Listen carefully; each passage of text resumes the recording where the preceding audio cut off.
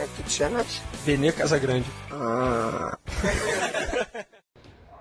Fala pessoal, mais um vídeo no canal Vene Casagrande. Antes das informações, queria que você se inscrevesse no canal, apertando o botão aqui embaixo, desse o like no vídeo e também ativasse o sino para receber todas as notificações, não perder nada do que acontece no Flamengo.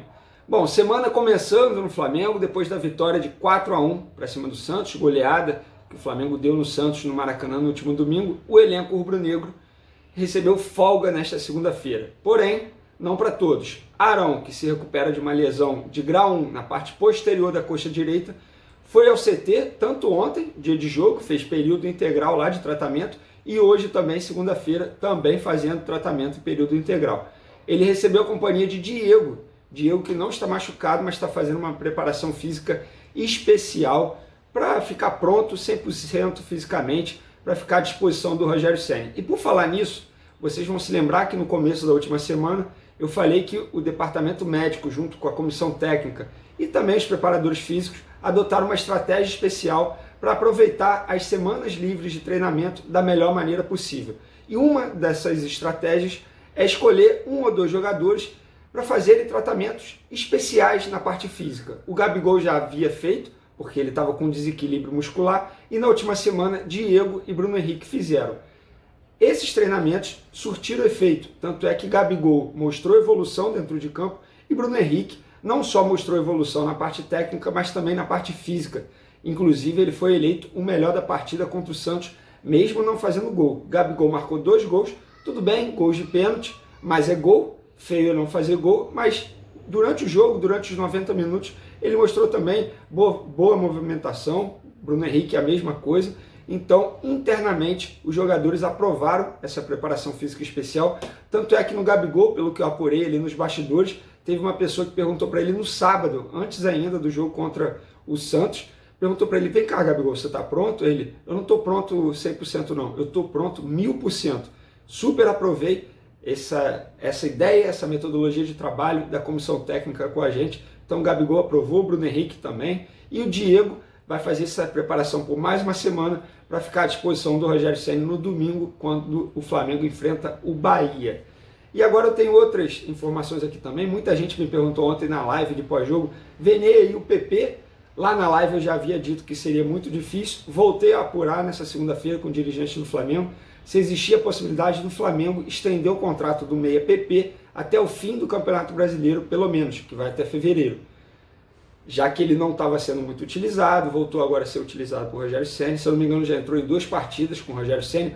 Ontem, contra o Santos, botou uma bola no travessão, na trave, travessão, um belo chute, mas tem contrato apenas até o dia 31 de dezembro. E respondendo a pergunta de vocês, é muito difícil, muito improvável que o Flamengo renove o contrato dele, pelo menos até fevereiro. A situação do PP eu já expliquei, mas vou resumir aqui novamente para vocês. O PP, no fim de outubro, estava indo para o Botafogo, é isso mesmo, estava deixando o Flamengo para ir para o Botafogo, rival do Flamengo, pediu a rescisão de contrato à diretoria do Flamengo. Bruno Spindel, o diretor executivo, chegou a conceder, falou: não, beleza, a gente vai dar essa rescisão de contrato, conversou com o departamento jurídico. Quando ele ia dar a renovação,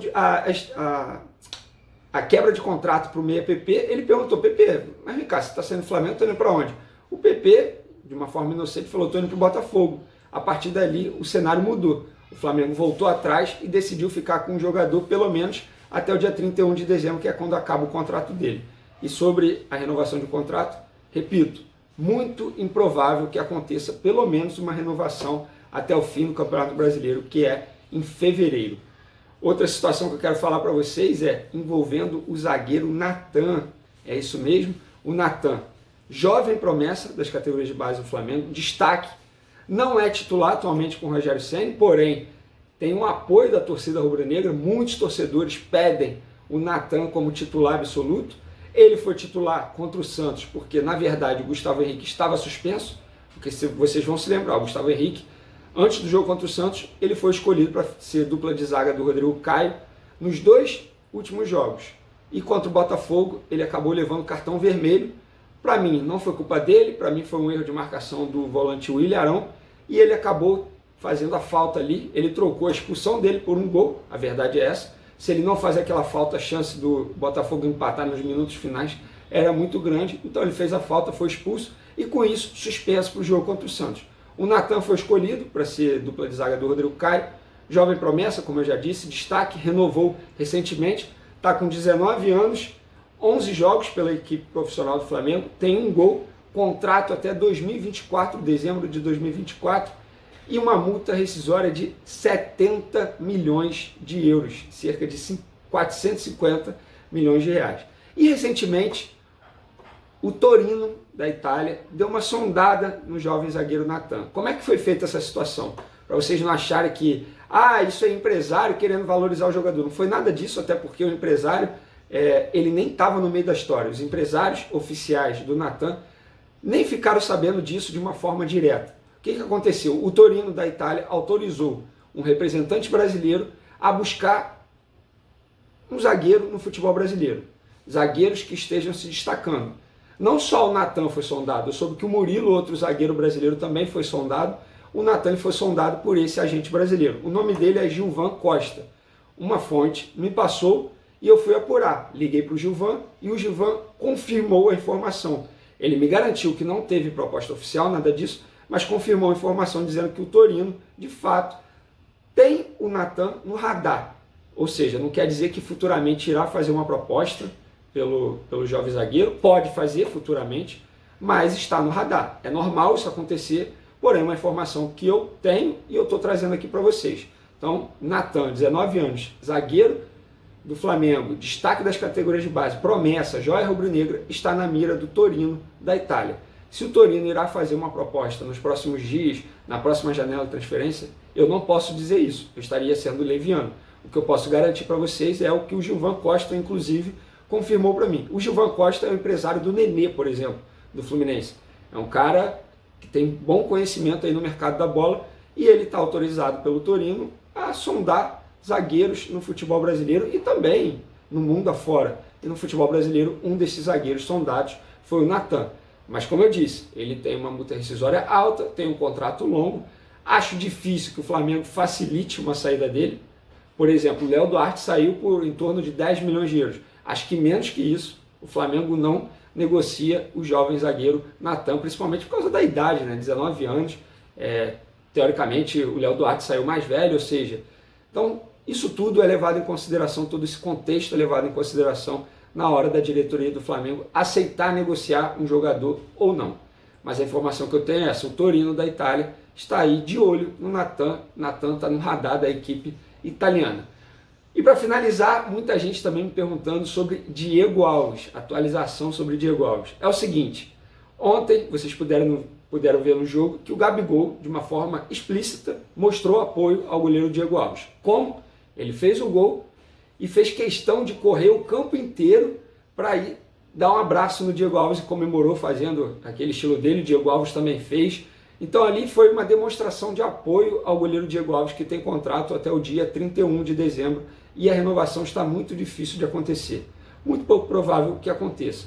Diego Alves é um dos líderes, tanto é que ele recebeu a faixa de capitão ontem e a apuração que eu tenho não foi uma decisão do elenco, foi uma decisão exclusivamente do Rogério Ceni, treinador do Flamengo, foi ele quem escolheu o capitão da partida contra o Santos.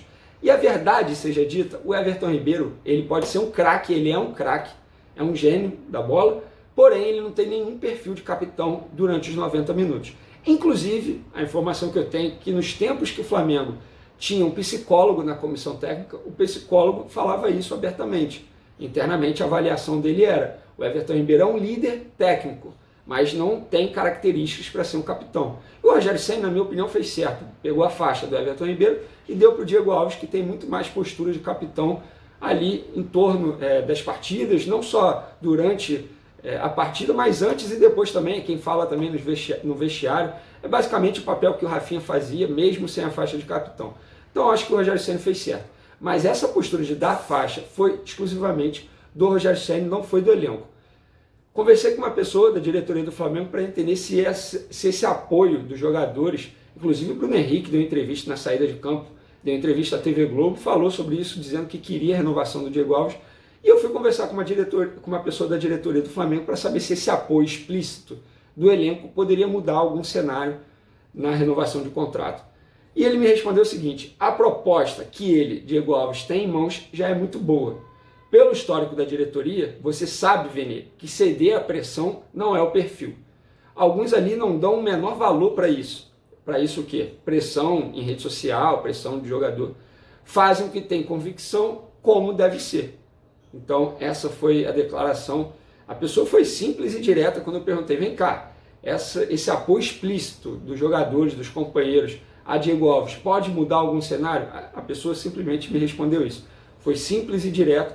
E eu, pelo que eu conheço mesmo dessa diretoria, é verdade. Eles têm uma convicção, acho dificilmente que eles irão mudar. A proposta que eles fizeram ao Diego Alves é menor do que o Bruno Spindel fechou com o empresário do Diego Alves. Vocês vão se lembrar, o Bruno Spindel apertou a mão do Eduardo Maluf, representante do goleiro, por um determinado valor, sem antes conversar com o departamento financeiro, ou seja, fez algo sem alinhar com o departamento financeiro. Quando chegou no departamento financeiro, vetou, estava fora do orçamento.